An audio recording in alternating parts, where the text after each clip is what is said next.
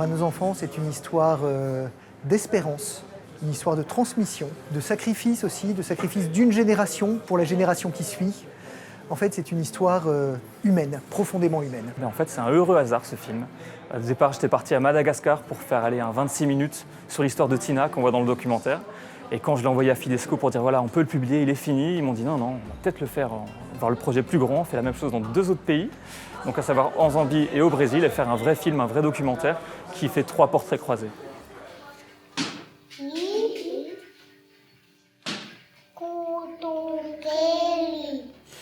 Zay zany tena risika hitako hoe namparisika ny tilongo tahakany mama an-dragno aho. Zay ihany ny velombelo, aza matasy, tahakany mama.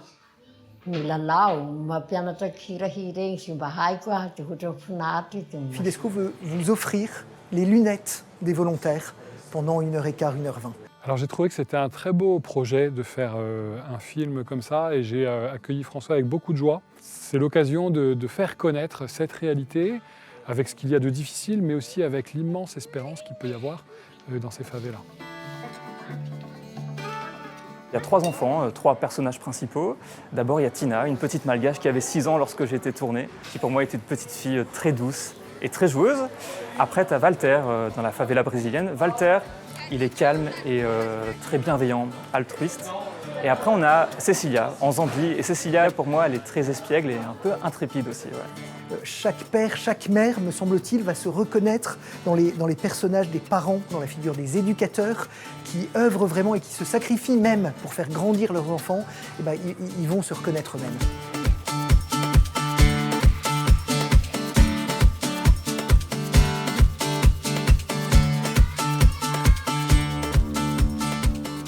J'ai beaucoup aimé ce film qui était très fort, très beau, en même temps très simple. Alors j'ai encore plein d'étoiles dans les yeux. Moi ce que je retiens, c'est un film vraiment axé sur l'espérance et aussi un message qui revient pour moi, c'est l'amour. L'amour à la fois dans les familles et aussi à l'école, qui peut être donné par une professeure. Je retiens l'hymne à la joie. Je suis très frappé par la joie permanente de tous ces enfants, toutes ces familles aussi. C'est pas 3 histoires qui sont distinctes et détachées. On en voit une, puis ensuite la deuxième et la troisième. C'est comme si elles étaient mêlées. Quel que soit le pays, on retrouve des choses communes. Et donc ça nous rappelle à notre humanité quelque part. La dimension de la fraternité, la dimension de l'écoute, de la présence, c'est d'une très grande richesse pour aujourd'hui. C'est très immersif en fait, on est vraiment dans le quotidien de ces gens. Et en fait, il y a quelque chose du vrai échange humain.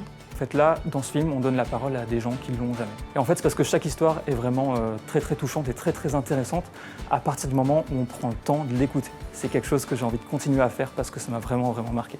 En un mot, ce que je pourrais dire, c'est l'amour fraternel. L'espérance, sans doute, ouais. L'écoute et la tendresse. Je pense simplicité. Je dirais vrai.